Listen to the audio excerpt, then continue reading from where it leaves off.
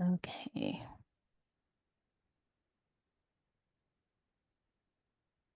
Perfect. There we go. All set up now. So, hello, everybody. A big welcome to all of you. Good morning, good afternoon, good evening, depending on where you are, when you are tuning into this. Lovely to see you, and thanks for joining. Big warm welcome to this edition of Intersectional Women, which is an event series that explores the fact that while gender unites all of us women, understanding our differences and how they result in some very diverse life experiences as well, in particular terms around discrimination, challenges we might face, differences in that, is very important in terms of achieving true inclusion and equality for all women. I see some familiar faces and, well, some names in there, people who've been to previous events. So thanks and welcome back. It's lovely to see you again. Also, some new faces and new names. So glad to have everybody joining today and going on this journey with all of you. Our previous activity in May, the last event, was around neurodiversity. And tonight, as you can see on screen, we will be looking at narratives on disability.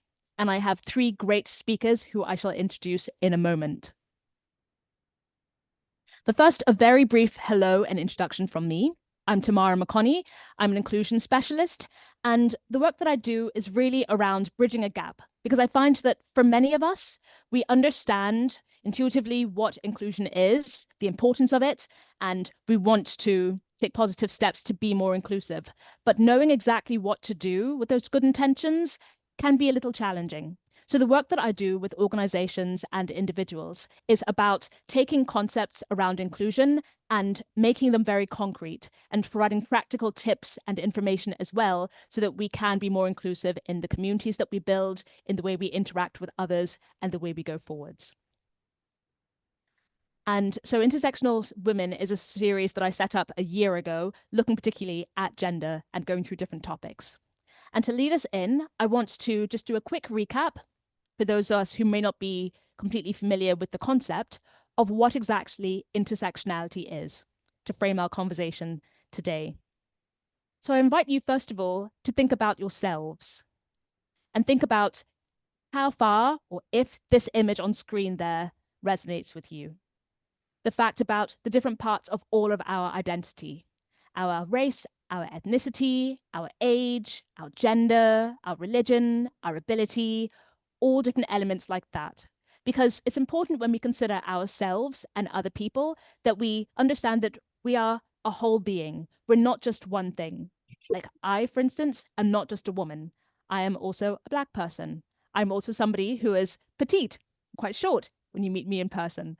I am somebody who is in my 30s. I'm self-employed. All of these things make up who I am, and the same with each of you.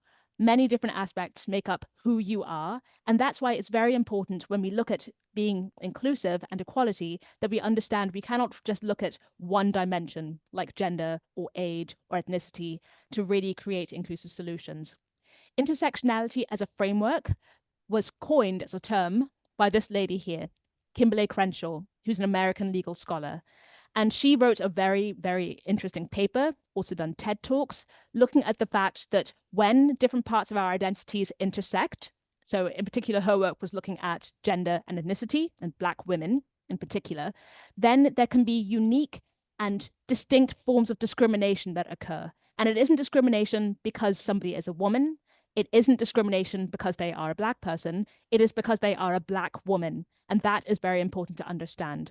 So in this series, Intersectional Women, this is what we're looking at. The fact that, yes, there are some commonalities between all of us as women, but then when we look at being a Black woman, being a disabled woman, being a disabled Black woman, all of these things, then we get more nuance and we can really understand lived experiences and how to move forward better together.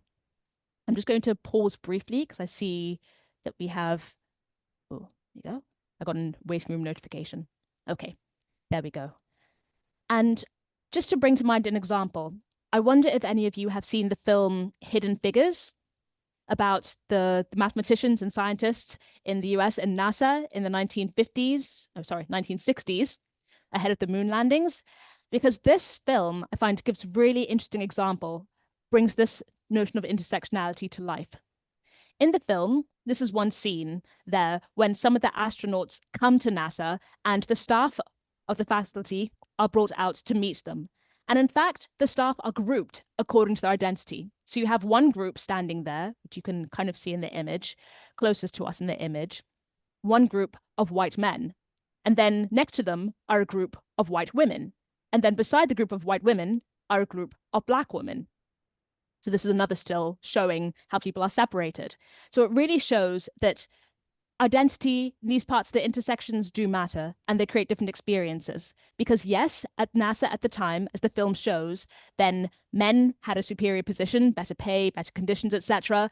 But the conditions of the women, the two groups there, the white women and the black women, were different in those ways. So there were commonalities, but also differences. So in order to create equality and inclusion for all women, we have to understand that and build that into the solution. Okay. So just a brief talk about where we've been so far. This is the latest in the series of events, as you can see. So far with Intersectional Women, we've looked at things like microaggressions in the workplace, urban planning, around women from different backgrounds, how we can create gender inclusive cities. We've done workshops, looked at neurodiversity. Today we're talking about disability. And the next event in November, we'll be talking about gendered ageism and age discrimination. And now I'm really thrilled to introduce our three panelists. You can see here. So a few brief words about each one. First, we have Amal Boufas, who's a disability inclusion advocate and advisor for Billion Strong, which is a global DEI movement by and for persons with disabilities. Our next guest is Antonella Candiago, who's a gender equality and disability rights specialist with expertise on European policy. And our third guest is Uzoamaka Asiegbu, a gender and disability inclusion specialist who champions the representation and mainstreaming of women with disabilities in all aspects of society. So a very warm welcome to all of you, Antonella, Amal, and Uzo. Welcome, and thank you very much for joining us. I'm going to stop sharing my screen and we will open up the conversation now. And just admit a few more people from the waiting room. But welcome to the three presenters. Lovely to see you and lovely to see so many people in the audience as well. Excuse me. And we'll be opening up to some questions as we go along the conversation to hear your thoughts and your views as well. So to start, I'd like to direct my first question to Amal and talk about the models of disability and in fact, the social model of disability. Because when we were talking in preparation for the event, the social model of disability came up as a topic that we wanted to discuss, and looking particularly at the fact that, according to this model, it's really society, structures in society that disable people rather than actually conditions or our physicality. So I was wondering if you could say some more about this, Amal, and where your research or experiences have taken you in interpreting this model.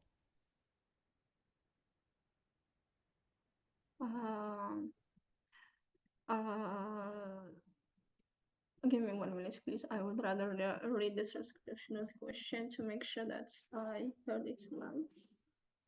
Social model, looking at the fact that according to this model structure in society, what do your research and experience taken this model? Well, I would say that traditionally disability has traditionally, okay, so when we speak about models of disability, we traditionally think that disability has been viewed through models like the medical model, which sees disability as a problem within the individual that needs to be cured, and the charity model, which frames people with disabilities as a passive recipient of care and pity, reinforcing negative stereotypes. So in contrast, the social model, which I advocate for, shifts the focus to external barriers, arguing that it is not the impairment itself that disables people, but rather the environment, attitudes, and system that fails to accommodate diverse ways of being. So, for example, a wheelchair user is not disabled by their wheelchair, but by social barriers like stairs without ramps, inaccessible buildings, inadequate public transportation, and these barriers restrict their movement and prevent equal participation in society. Yeah, very interesting to hear about those different models and different ways of looking at it. And just to hear from your perspective about the social model that you described, why do you think that this is a model that in particular can help us make meaningful change? Well, we can make meaningful change because this social model spotlights on ableism, and ableism does not ableism it prevents us from understanding and addressing the real barriers that social that people with disabilities face. And ableism does not operate in isolation. It often intersects with other systems of oppression, creating a compounded barrier. So, Article 6 of the United Nations Convention on the People with for the Rights of People with Disability, the CRPD, acknowledge this that women are subject to multiple intersection form of discrimination. Now, for example, if we think about intersection when speaking about intersectionality, when speaking about women with disabilities, first example that comes to mind is sexism and the discrimination. So the discrimination we face is not a matter of being woman or having a disability. It's a complex combination of both, resulting in a double discrimination. I believe that I would like to show examples, and I believe that I sent you some slides a bit earlier, which shows statistics. Can we please display that? Yes, one moment, I'll share the screen. So these are the first slides that you sent. Okay, you should be able to see that on screen now.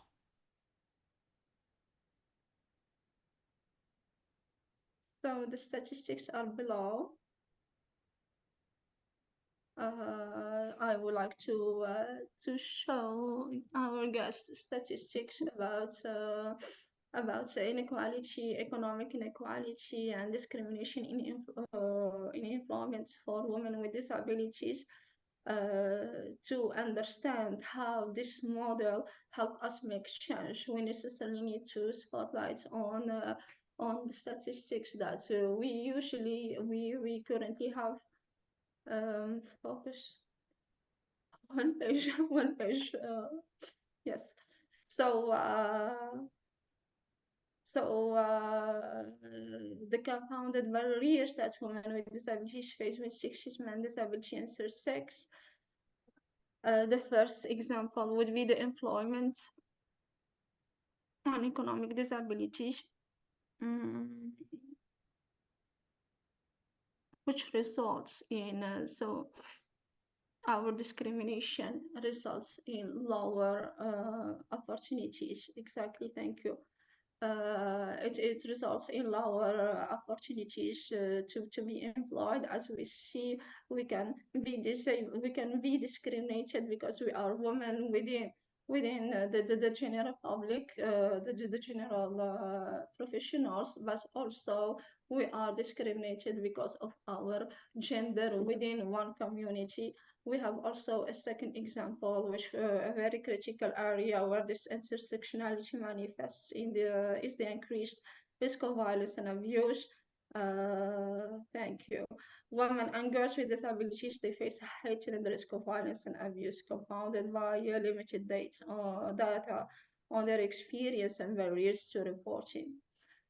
And despite this available data shows that they are 2 to 5 times more likely to experience violence and harassment than those without disabilities. So how shifting our thinking leads to action? To answer your first question, by shifting our perspective from seeing disability as an individual issue To recognizing it as a result of societal barriers, we move from fixing the disabled person to fixing the structure that exclude them.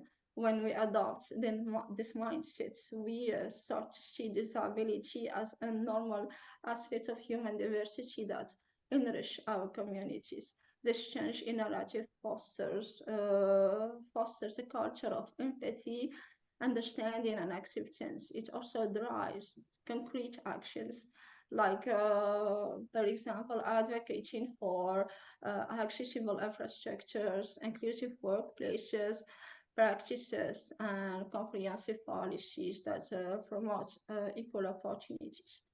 Um, Additionally, this shift helps us understand how different forms of oppressions like ableism and sexism are interconnected.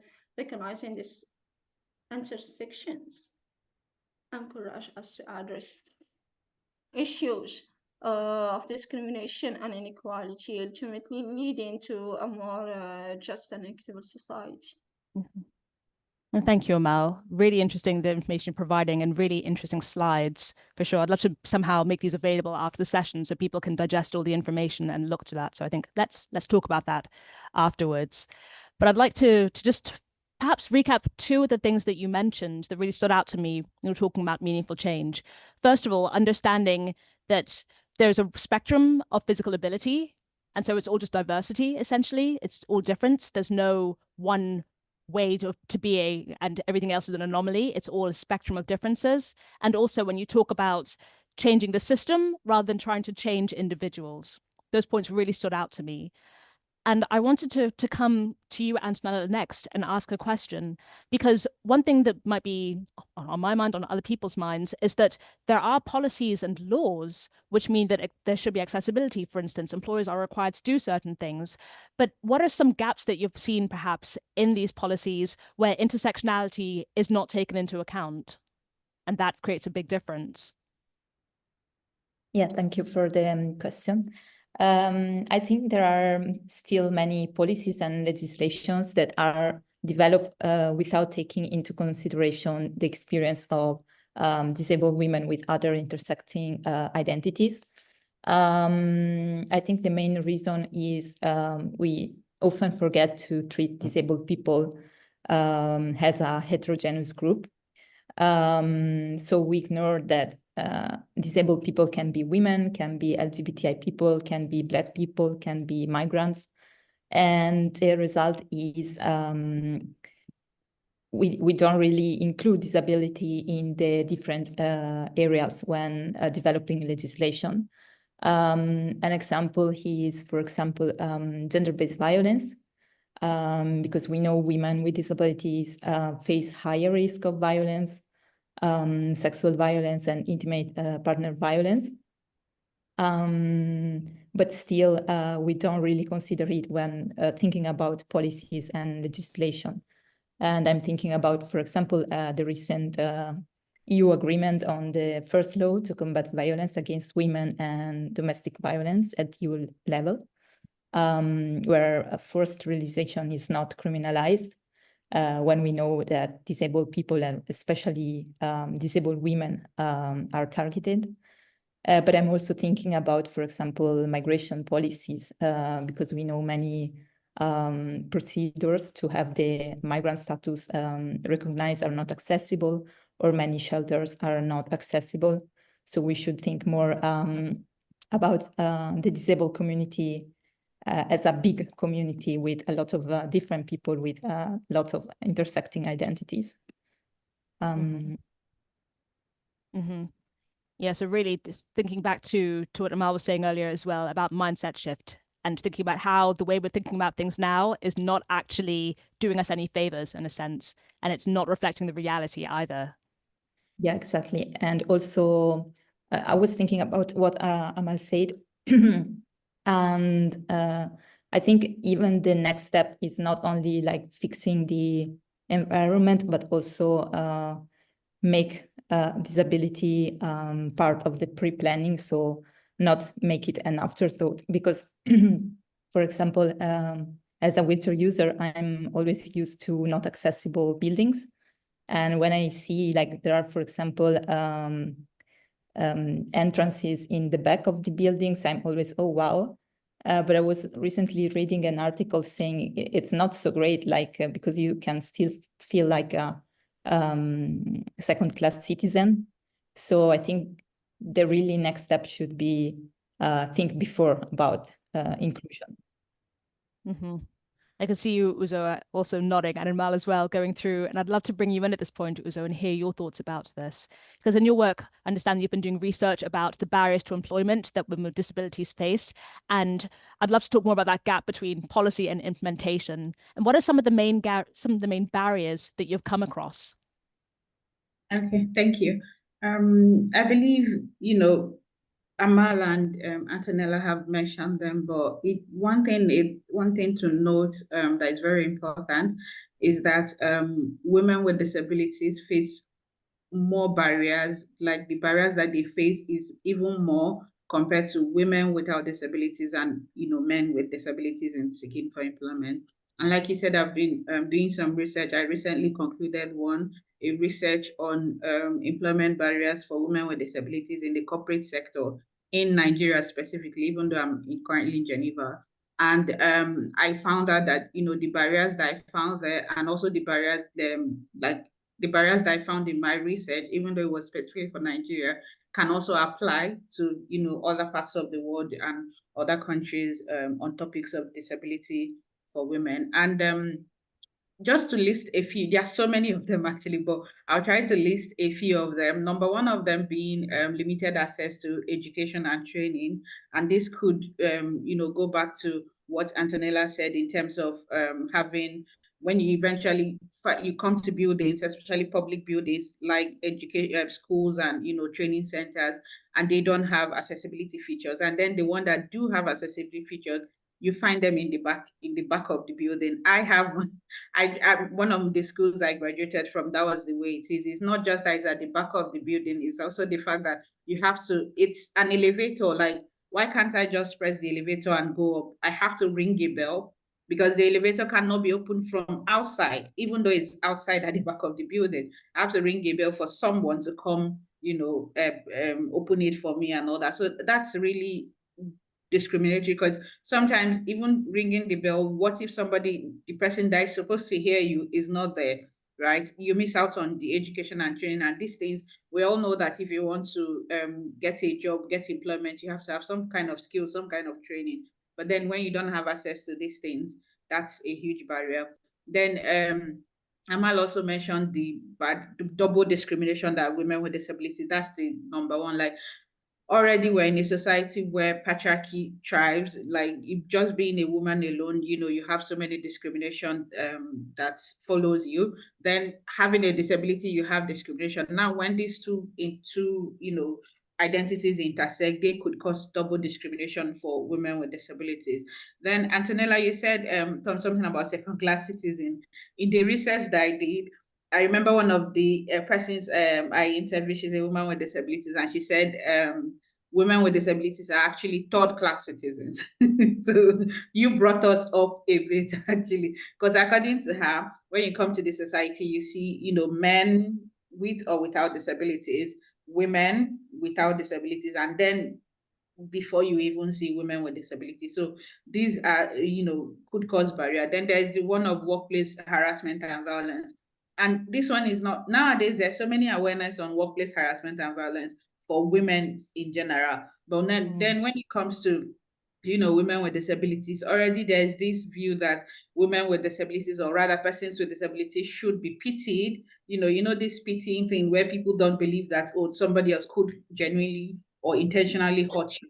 So I've seen some interviews I've done where these women tell me that the people that harass them, sexually harass them in the workplace, or even regular harassment and all that, that they told them that if they report, nobody will believe them, because everybody feels like people should feel pity for them as a person with disability. So nobody will believe that somebody would intentionally hurt them, right? So that's a huge barrier, because at the end of the day, you can't even report, because if you report, people would doubt you.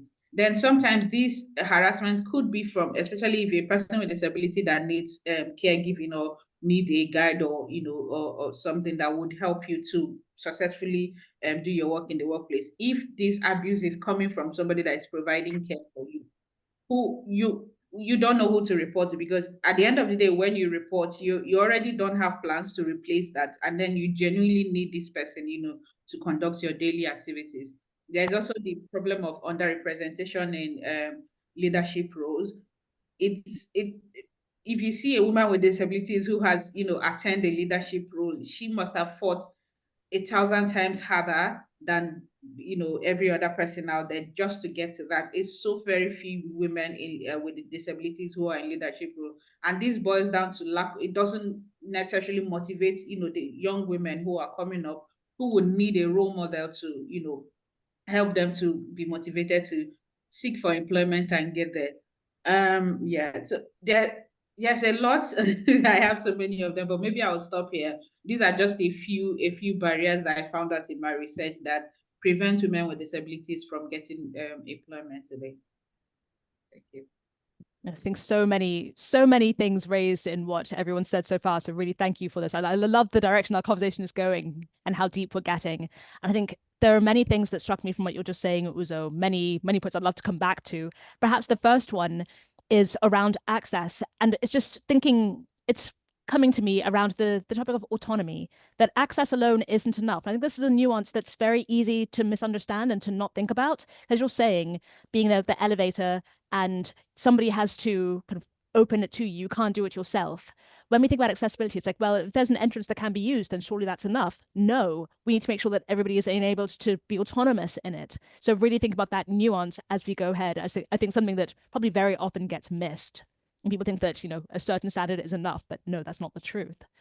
And perhaps an open question to all of the panelists. I'd love to hear your thoughts, because we do have these policies and laws, yet clearly there's an issue around implementation. Why do you believe this is? And how could we close this gap? Do we need harsher punishments for people who don't actually have accessible entrances when the law says you have to have an accessible entrance? What is going on here? What are your thoughts? Can I share just like a continuation of what I was saying? I think one reason why this happens is because the people that are actually, I think Antonella mentioned, the people that actually set up these policies do not consult the actual persons with disabilities when they assess it. So they set up policies that they assume without consulting, persons with disabilities. So they assume that these policies would work. And then at the end of the day, most of these policies are being set up not because they genuinely want care for the progress of persons with disabilities, but because they want to appear good. Let's say an organization that sometimes perhaps need donor funding, yeah, and then they understand that for them to get to various donors, in diversity and inclusion is one of the things that they need. They would set up policies, on diversity and inclusion, on disability inclusion, but they genuinely do not want to do that. They just have policies, and this is where they would randomly, pay somebody or bring somebody from the team to set up policies without actually caring if the policies they are setting up, it's actually meeting the needs of this person. So I think if if policymakers would set up policies with consultations with consulting the actual people that need whatever these policies is providing, that would make a huge difference. And then most of the time they set up policies without doing actual disability sensitivity to the people who would implement these policies. So there's a policy there. I don't know what it means. Let's assume there's a policy. Perhaps I don't have a disability, and then there's a policy on disability inclusion, and I don't know what it is, and then maybe I'm employed today, or anything like that. Nobody trained me on how to use this policy, on the importance of this policy, on the reason for this policy, on disability sensitivity in general. If I don't receive that training, if I don't receive anything about it, I wouldn't care for it, and I wouldn't make any effort to implement it. So that part of training is always being missed out. It's just set up a policy, put it on paper and leave it there, and nothing is being done. So that's a huge problem. I feel like I'm hearing a combination of things. In some ways, there's just tick box exercises being conducted, and people who need to have something, as you're saying, maybe for donor funding. Okay, tick, we've got this now, without actually going through proper consultation and making sure that it is fit for purpose at all. But on the other side, there can be actors who do have good intentions, but they're not making sure that those good intentions actually translates to outcomes that mean something. So we're having these two, potentially two types of motivations, or main types of motivations, equally resulting in lack of meaningful outcomes, essentially. And Amal, I'm wondering what your thoughts on this are. I know this is something, again, that we spoke about before, this gap between implementation and policy. Well, should I say, gap between having policies and seeing them being effectively implemented. I'd love to hear your thoughts. I'm going to confirm the question with my translate. Some ways are interesting. Yes, this.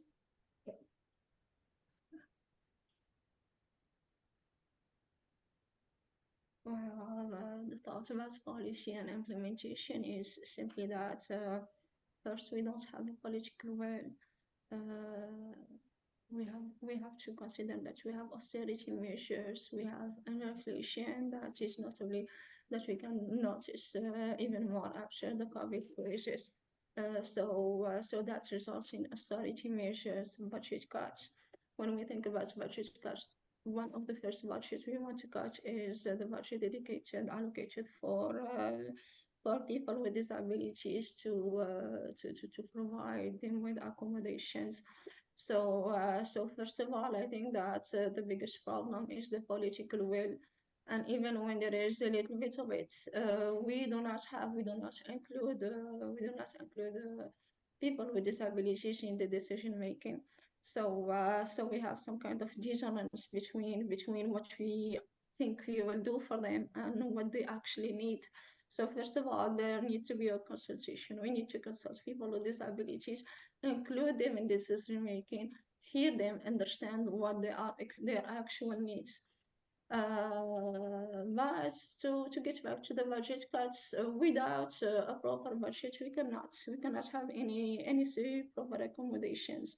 So it's a bit like a snake biting its own tail. We want to accommodate people with disabilities, but we do not want to allocate the specific budget that we need for that. So yeah, as you're saying, we want to acknowledge people with disabilities, but we don't want to actually take the steps that would result in meaningful outcomes, in a sense. Yeah. Yes, and that's bring us back to the narrative shift that I've been speaking about, to the social model. It's we need a fundamental shift in thinking, and this is something that's the problem at hand, the issue at hand. It's something that is profoundly human. We are speaking about actual people that needs actual accommodation to feel included in society, in a democratic society that's put forward values and transparent values and inclusion.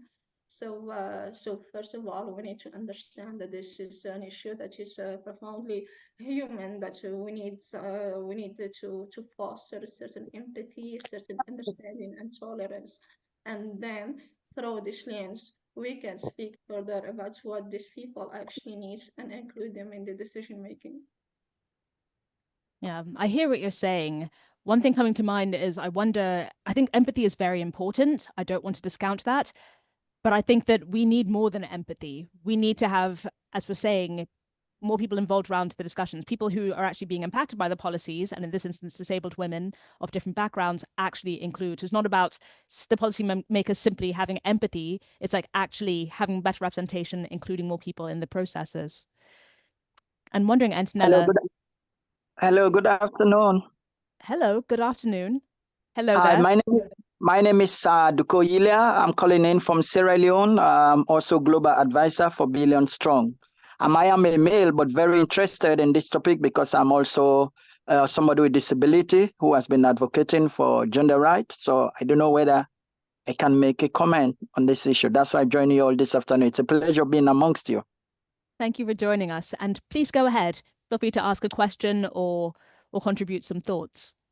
Okay, I would like to contribute some thought because the issue of women with disability, especially in the African continent, it's something really that is of concern to many of us who have been in the field of advocacy for persons with disabilities for the past 15 or 20 years. Women with disabilities have really been seen as liabilities in Africa, in some extent, even a cost. So much that policymakers sometimes deliberately, policy formulation and even in terms of policy implementation. So let's look at, for Sierra Leone, they're talking about the gender bill that promotes inclusivity for women as well as equality for women. But it doesn't have provisions for women with disabilities. So, for example, when a woman with disability gets pregnant, etc., it becomes like, oh, that person with disability, she has no sympathy for herself. She's now with disability. Not to talk about the ones we've documented that have been sexually abused, that have been pregnated by men who just go scot-free. When you report these issues, nothing comes out of it. You see men going around these women at night, but in the afternoon or daytime, you don't see the men. So they have kids that are uncared for. But yet this gender policy that the government is talking about has no provision. When you go to the Ministry of Gender, they say, oh, we have this blah, blah, blah. But it doesn't reflect on the interest of women with disabilities. So it's really a concern. And I will be soon doing a documentary covering post-Ebola and post-conflict Sierra Leone, Liberia, and Guinea to just show what women with disabilities are going through, especially those at rural level. So when I got this information from the Billion Strong platform that such a discussion is coming up this afternoon, I have really made it a point of duty to be here. Sorry for coming in. I came in late, about 15 minutes late, but it's my pleasure to be here, and probably after this meeting, to be with you all so how we can chart the way forward and taking it at another level so that women with disabilities could be seen as assets, but rather than being seen as liabilities within the African context, especially Sierra Leone. Thank you. I know there are other speakers. I will come in intermittently. Thank you for joining. And yeah, really interesting to hear the points that you're raising. And I think, of course, in different locations, there will be slightly different contextual points, et cetera, but the themes that you're talking about, I imagine many of us can recognize here in Europe as well, just the overarching themes that the panelists have been talking about with things like when budget cuts happen, then women with disabilities being third-class citizens, things like this, just the mindset shift that needs to happen, and the current mindset that results in unique barriers that women with disabilities from different backgrounds have to overcome. So thank you for lending that point. And I want to open up to the panel, ask if you have any reactions or anything you'd like to add to what we just heard. And also, as well as that, just thinking back to this gap between policy and implementation, about solutions, any thoughts we have about solutions and how we can actually change this moving forwards?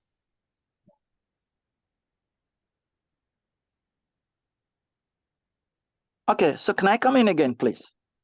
Well, I'd like, if I can just pause that there and open to the panel to bring in, that would be great. But then I will open up for questions in a short while, and it'll be great to hear from the audience then. Okay. Could you ask the question again, sorry? Could you say that again? Should I ask the question again? Yeah. Perfect. Yes. So my question is really linking back to the gap between policy and implementation, wondering what solutions any of us have for how things can be different in the future. So we talked about mindset shift, for instance, representation, but are there any other things that we want to express that we think could lead to solutions? And also just wondering if any panelists have any thoughts to build on what the person in the audience said about their experiences in Sierra Leone.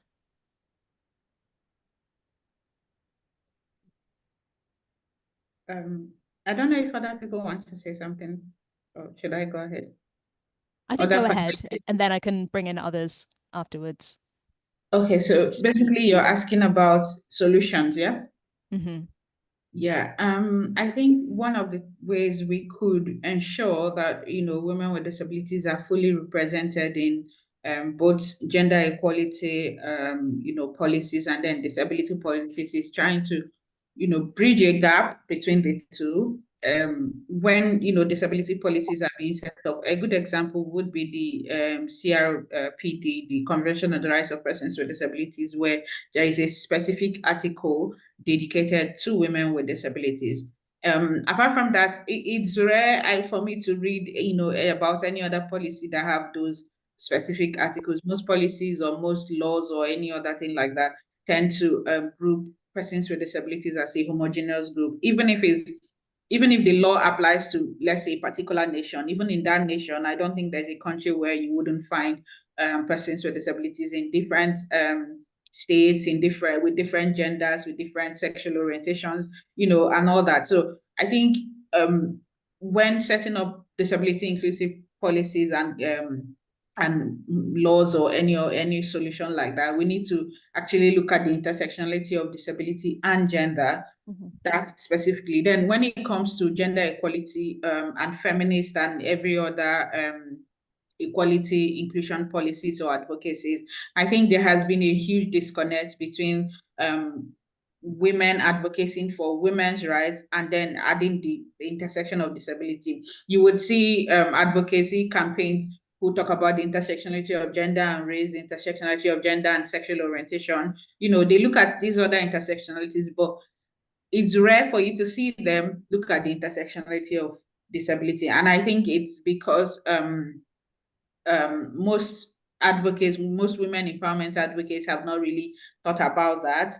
Or I wouldn't go the extra mile and say they don't care. I hope they do care, but then they've not really thought about it as something that they should, But right now, this could be a call to action to everyone who is doing any kind of work on empowering women. Look at the the intersection of women with disabilities and understand what specific provisions do I need to make, to ensure that women with disabilities are included in whatever it is that I'm doing. Because at the end of the day, when you say and persons with disabilities, that's a phrase that comes out in many writings, in many things. You say and persons with disabilities or persons with disabilities are welcome and all that, but you didn't actually do anything to ensure that persons with disabilities would be able to participate. I remember while we were setting up this, we tried looking for a sign language interpreter, which is an active action, doing something actually to ensure that persons with different types of disabilities would. So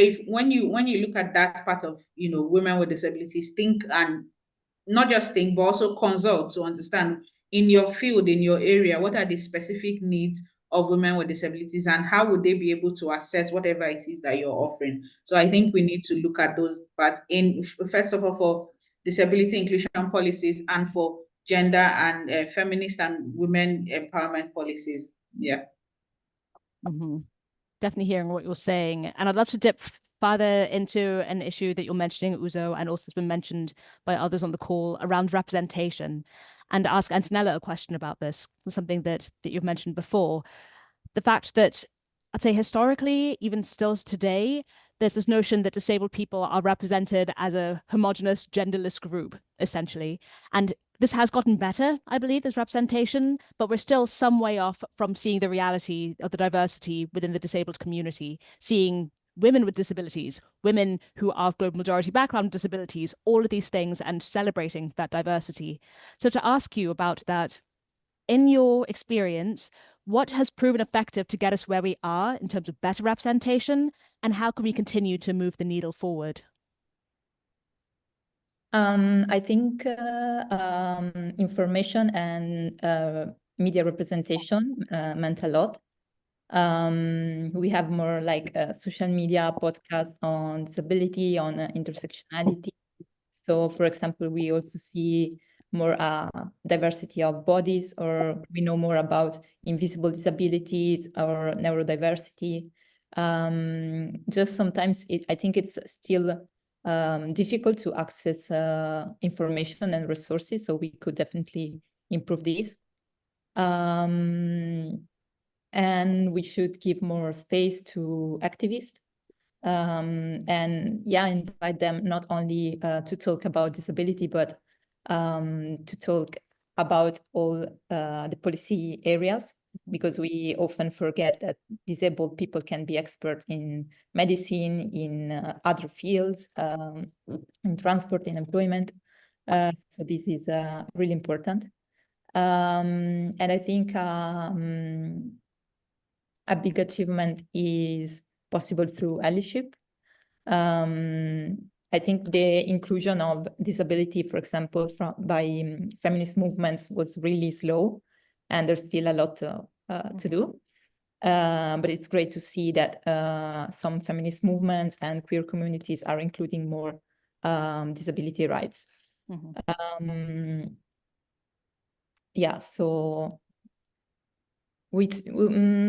I think often we should also try to create more dialogue with non-disabled people, find a way to raise more awareness about privilege, about ableism, in a way that, yeah, like has feminist and LGBTI movements have done before.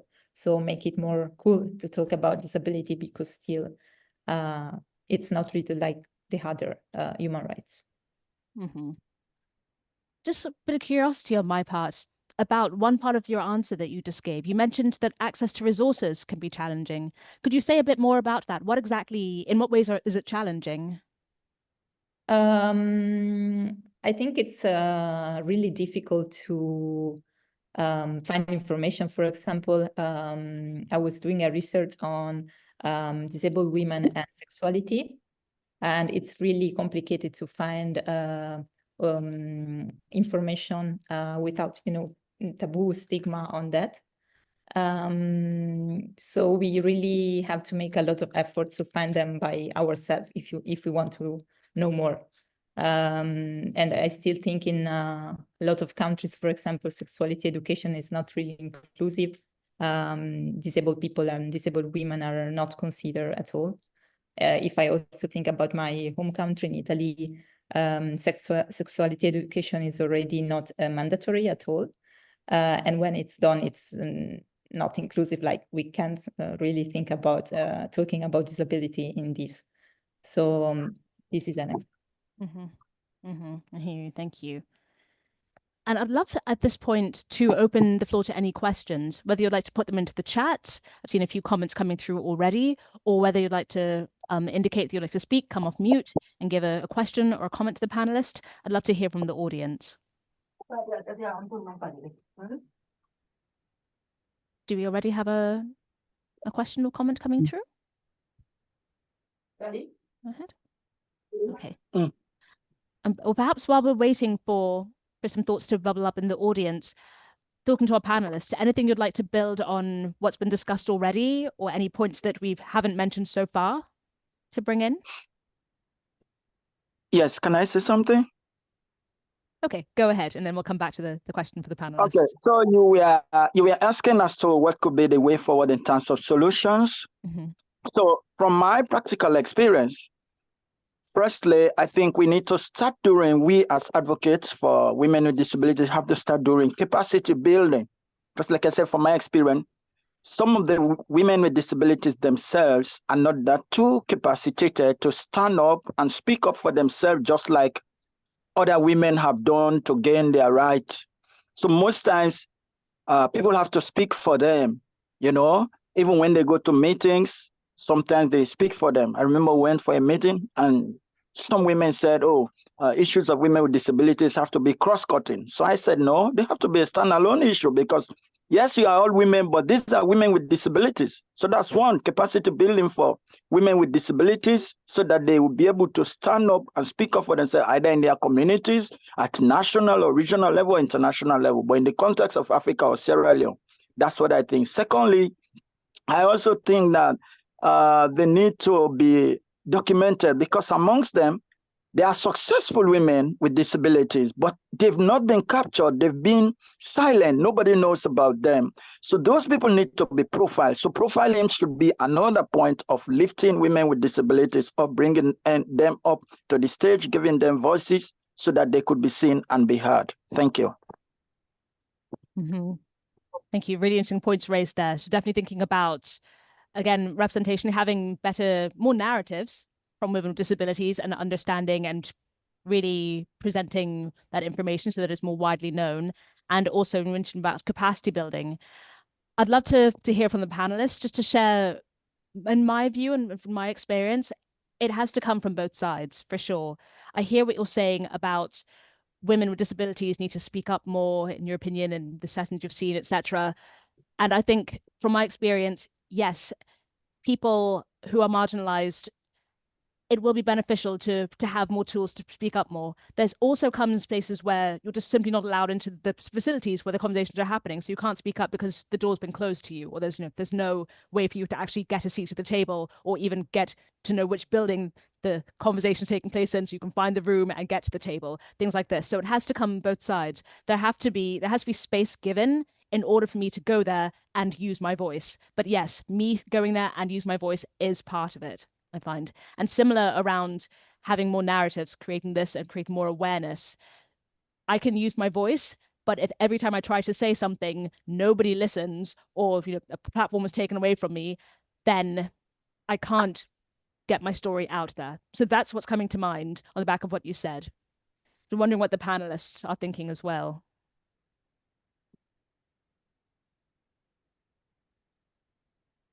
Yeah, I agree with your perspective, because we often ask disabled people to accept themselves, but it's really a collective effort we have to do, because we can accept ourselves, accept our bodies, accept everything, but then we go out and we still find the same challenges, so can be really frustrating.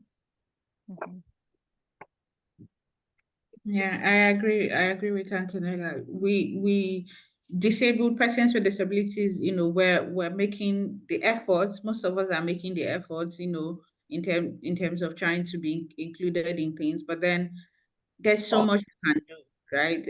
If the effort is not being reciprocated, it's very difficult. When you this as a person with disabilities, you decide, oh, I want to go to school, I want to become this, growing up, I know I had so many dreams, yeah, some of which are abandoned on the way and all that. So if we have these dreams, these ideas, because discrimination is like you're not born with discrimination. Discrimination happens when Amal described social model of discrimination. It happens when you want to go out into the society, be part of the society, and then you meet a barrier, right? So it's not just persons with disabilities, or in this case, women with disabilities, only for them to be the only ones making the effort. It has to be a reciprocated effort. The society itself, the government, the policymakers, the institutions, the employers, everyone has to make an effort. I hear people tell me, as someone who majority of my work right now, also as in my current workplace, the ILO, I work on policies that would ensure that barriers are being removed for people with various intersecting identities. And then I speak with people, and some people will tell me, oh, I don't see persons with disabilities who are qualified for the job. You're actually not looking. Not just that you're not looking, you also thought about the fact that the job adverts that you place are not inclusive. Yeah, you place job adverts, and then blind persons can access it because of the way you placed it. Your website is not accessible to people, blind persons or people with some form of mobile challenges. How would you get these people when you are not making effort? It, like I said, it's not just a phrase you use, and person. No, you shouldn't just use that phrase, and persons with disabilities. You shouldn't take actual steps, make efforts to ensure that whenever persons with disabilities want to be included, if they want to be a part of what you're doing, they wouldn't find barriers. Because for me, it took me a while to start asking, right? Some persons will come and they see a barrier and they turn around. They do not want to ask, because at the end of the day, even with the level of growth I have, I still sometimes feel like I'm being a burden. there are some people that haven't even gotten any form of, growth in that regard. And at the initial point of a barrier, they feel like I am a burden and they wouldn't ask. So at the end of the day, you end up saying, oh, persons with disabilities are not there, women with disabilities are not there. But you are the one making them not to be there because you're not doing your own part. Do your part and then let them do their own part. Yeah. Just thinking about what you said, building on that, I feel like if it isn't our lived experience, we can assume that if there's a barrier, then it's the first time it's being encountered. So why don't you just try to find a way to overcome the barrier? But if it is your lived experience, it's probably very regular basis because of the way society is constructed, how ableist it is. Then it's not just this is the one barrier that maybe the first I've ever encountered, it's again and again. And so there's also that to be taken into consideration. It's like with microaggressions, it's called death by 1,000 cuts for a reason. It isn't the first time that this happens, it happens again and again. And that is where the impact and the harm really starts to take hold. Sure. Sure. Looking at the time, as ever, we're coming very quickly to the end of the discussion, one that I've really enjoyed hearing everybody's voices, the question from the audience, and every one of you panelists, so thank you a lot. I see your hands going up, Amal. I'm going to ask everybody Can you to... please allow me to add one little point? Okay, go ahead, and then I'll wrap up.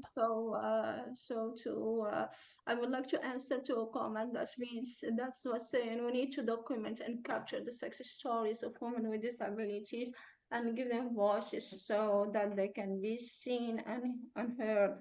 And I would like to say that it's a bit too optimistic to say, because yes, from one hand, on one hand, we need some kind of representations, especially when there is, for example, girls, teenagers with disabilities. They need to see some role model. But the problem that we have currently is that associations, non-profit advocating for patient rights or for disability rights, they put forward success stories, and suddenly we are seeing women with disabilities that are able to achieve something as some kind of hero, as some kind of inspiration. And then this puts policymakers in a position when they are just uploading and saying, yes, proud of you. No, I want real implementation of policies. I don't want people to just be proud of me. And so it is a bit dangerous to put forward this narrative. We need exposure. We don't need only success stories. We need exposure to the discrimination that is happening, to the violence that is happening, whether it's in healthcare, in household or university, different environments. So we need to keep a balanced approach between exposing and encouraging. And so here we go back again to speaking about empathy, when Uza says that people want to be included, but once they go to society, they find barriers everywhere. I spoke about empathy as the basis of our interaction. It's a moral value that we need to uphold, but of course this is not enough. It's empathy, representation, giving certain legitimacy to the identity of people with disabilities. It's a bit of the interconnection. It's the interconnection of all these factors that will lead us to a positive change eventually.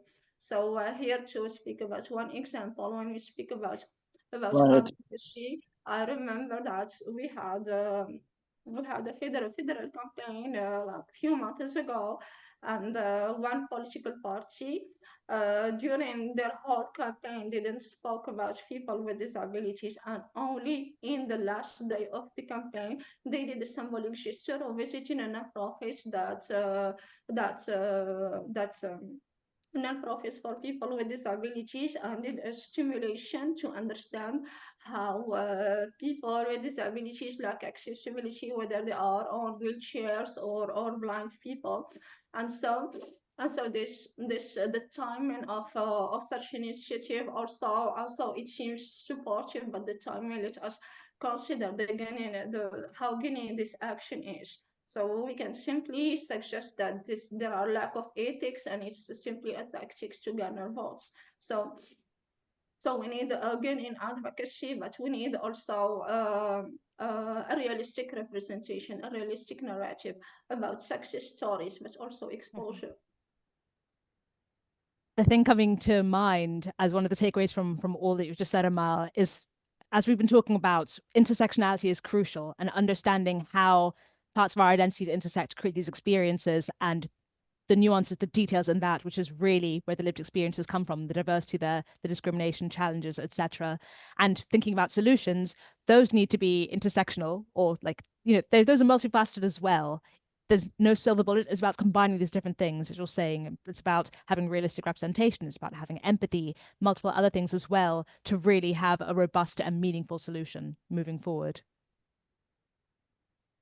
So I think to wrap up, because unfortunately it is that time of the day or that time of the hour, to wrap up, I would like to go around the panel one by one and ask you to give a key takeaway that you'd like to leave our audience with as we close off now, or a call to action, whatever comes to mind. So perhaps, Uzo, I'd like to start with you to share a call to action or a key takeaway to leave ringing in the audience's mind. Okay, first of all, thank you for organizing this. It's been amazing hearing, the discussions from the other panelists and all that.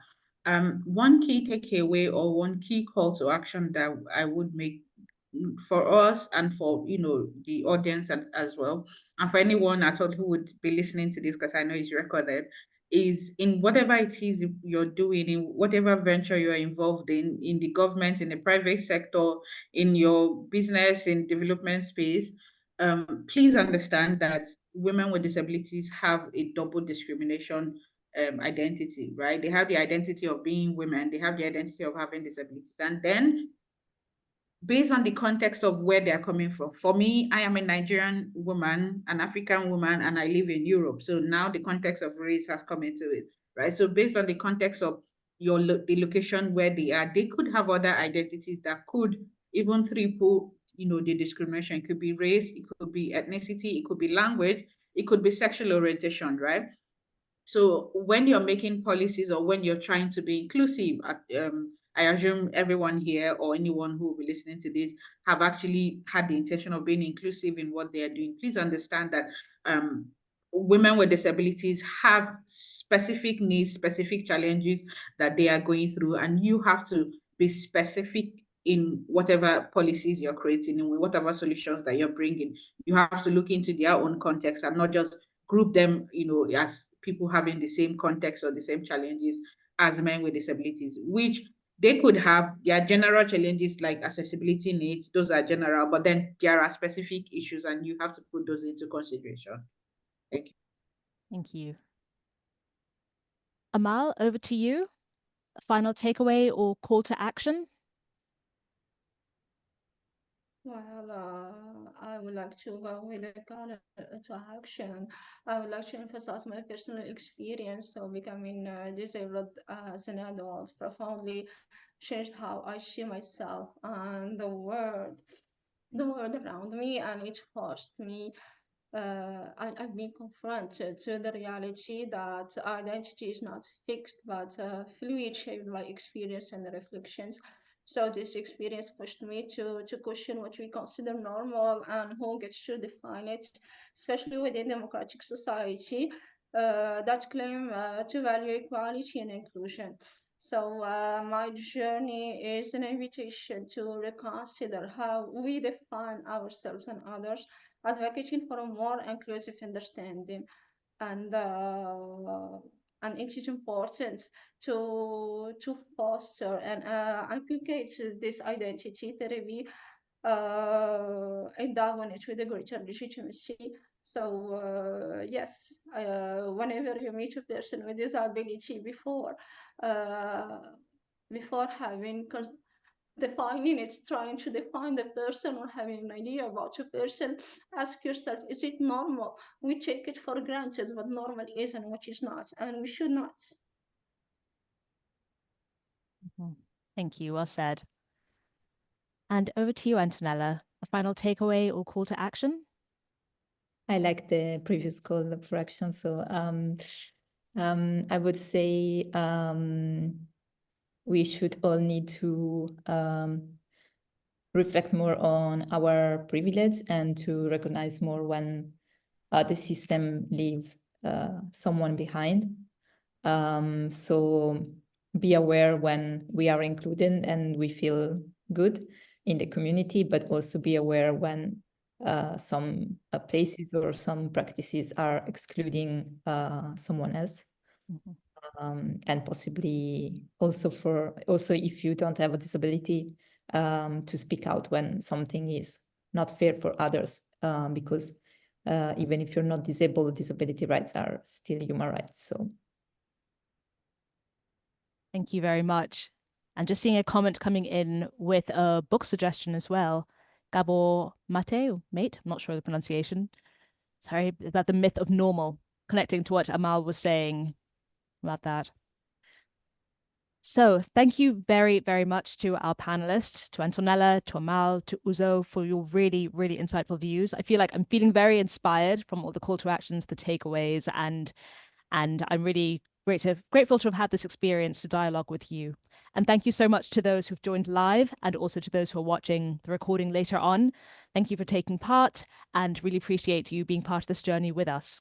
If you are interested in more events like this, as I said at the beginning, the next Intersectional Women event will be November the 6th in Brussels, and that will be focusing on gendered ageism and looking at women, different ages, and the discrimination and experiences that we have at that time. Also, if you go to kazuriconsulting.com, then you can subscribe for my newsletter, which comes out every month, some insights and digestible dose of piece of information about inclusion and things that we can all do to make more inclusive choices, to be more inclusive leaders, whoever we are in society. So great to communicate with you there. And of course, feel free to reach out to me via the website, via LinkedIn as well, at Tamara Makoni, to get in touch if you have follow-up thoughts, questions. I'd love to hear from you. So thanks a lot to everybody and wishing you a good rest of your day. Thank you. Bye. thank you. I'm going to stop the